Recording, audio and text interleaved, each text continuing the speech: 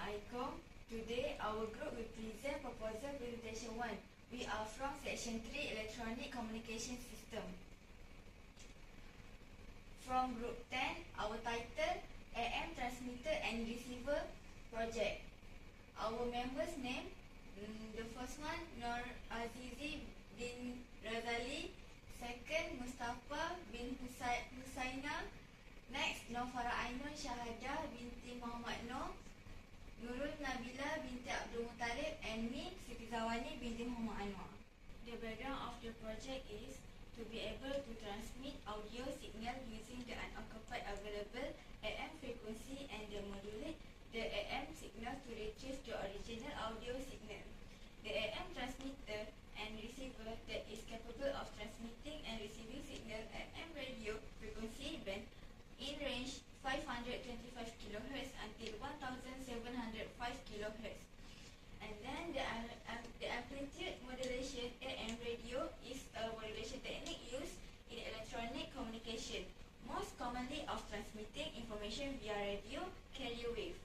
The amplitude modulation is a cheap and effective way to perform many tasks and require wireless communication. The focus of this paper to research the device and creates the AM signal for transmitter and receiver. Usually, the application of an AM transmitter is in radio, and AM radio receiver are available in numerous devices. Transmitter or radio transmitter is an electronic device which generates a radio frequency alternating current. The antenna emit radio wave when a connected antenna is excitedly by radio frequency alternating current. Receiver is an electronic device that receives radio wave and convert the information carried by them to a usable form. It is used with an antenna. The antenna intercepts radio wave in electromagnetic waveform and convert them to tiny alternating current which are applied to the receiver and extracts the desired information. AM transmitter and receiver circuit is cheaper and is non-complex than FM. The coverage area of AM receiver is wider than FM because the atmospheric propagation. Then AM has long distance propagation which depends the wavelength. The bandwidth for AM is limited, then the FM is unlimited. Thank you. That's all from me. My name is NURUL binti ABDUL MOTALIP. I will present my part, which is objective. Our objective is to understand about AM transmitter and receiver. Second, to learn how to design the AM transmitter and receiver circuit. Third, to study how to stimulate the circuit using software. Fourth, to apply the simulated circuit on printed circuit board. Okay, for our flowchart methodology, we start with identify objective and scope. Then we do research and study. After that, we determine block diagram of transmitter and receiver. After that, we draw the circuit using Proteus. Then we use the Proteus software to simulate the circuit. Then we buy the hardware to do the project. After that, we print the project on PCB board. If the project didn't manage well, we troubleshoot, then do the draw the circuit again and successfully the project. This is our filler table, which is first fact is about we learn about amplitude modulation. Then the ideas is there are transmitter and receiver in radio frequency. Our learning issue is what is AM transmitter and receiver. Then our action plan is study and learn about the AM amplitude modulation. Second, our fact is design amplitude modulation circuit. Then the ideas choose the component values and locate the right position so that can get the radio frequency required. Our learning issue for the second part is what and where the component should be chosen and located at the AM circuit. Then our action plan is survey the component and learn about AM circuit. Third fact is simulate the circuit using software.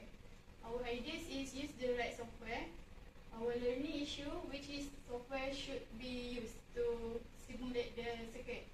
Then our action plan is ask the lecturer or search on the internet.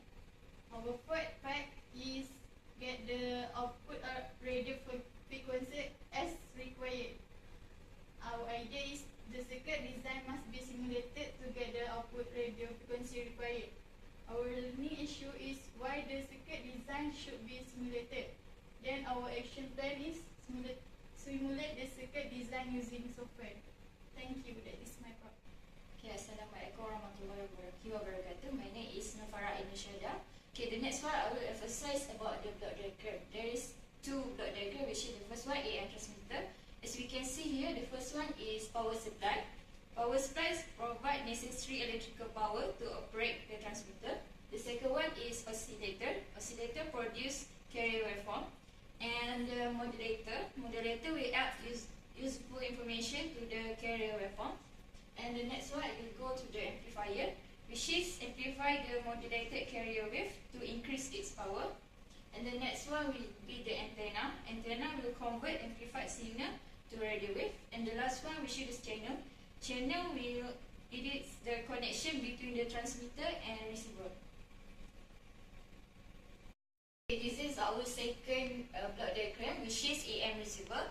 As we know that channel is the connection between the transmitter and receiver, and it will go to the RF amplifier, which is radio frequency amplifier, which is it will amplify variable signal from the antenna, and it will go to the tuner, which is a circuit that can extract signal on a particular frequency from a mix of signal at different frequency. And the next one will be the detector. Detector is separating the audio information from carrier wave. And the next one, which is the speaker.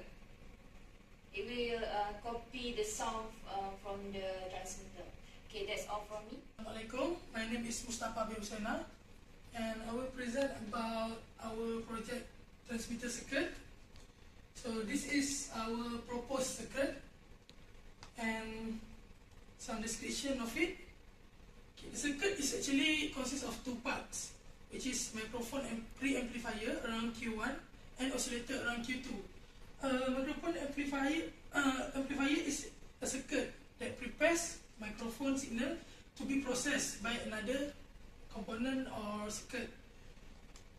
And the oscillator that is used in this transmitter circuit is a standard Hartley oscillator, which is tunable. The tank circuit L1 and R1 is used to control the frequency of the oscillation, where the power of the tank circuit is limited via R1.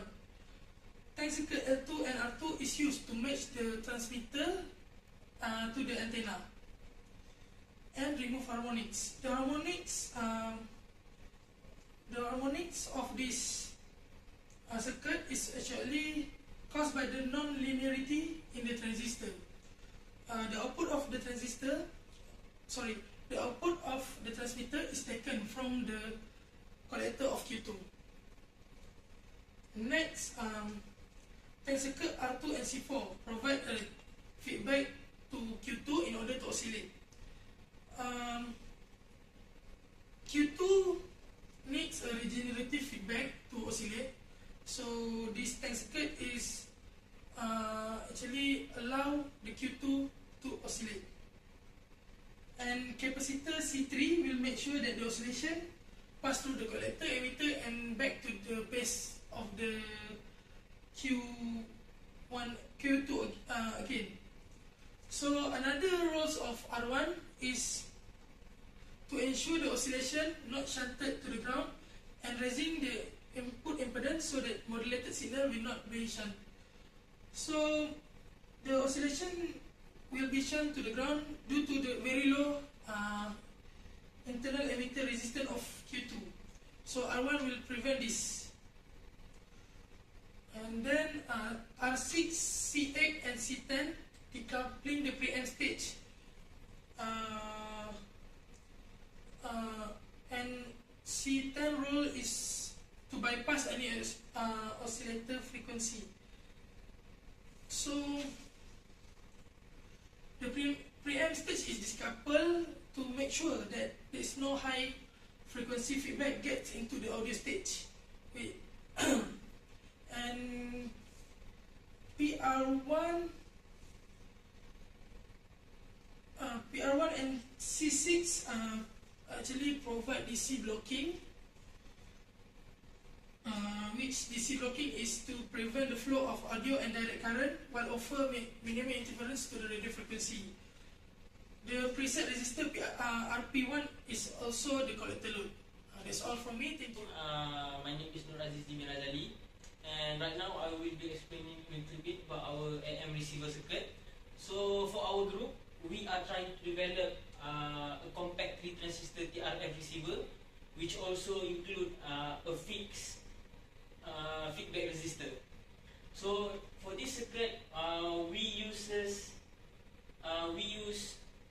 3 all general purpose transistor. In this case, we are using BC549. So this circuit here is built for a mid-range wave, but it can also go for higher range of frequencies if, let's say, some minor changes were made. So this, for our group, we are trying to make 550 kHz to 1600 kHz range. Next, we have Q1 and Q2 transistor. Q1 and Q2 transistor is combined. The combination of these two will form a Darlington pair.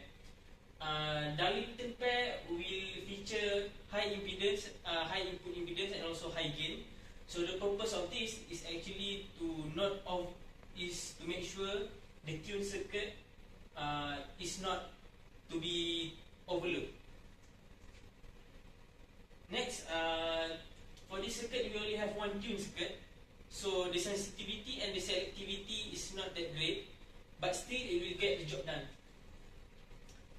For the feedback resistor, the 120k ohms, the feedback resistor can actually influence the whole performance of the circuit, and it also has an impact towards the sensitivity and the selectivity. So if we were to change the selectivity and the sensitivity, we can always vary the feedback resistor.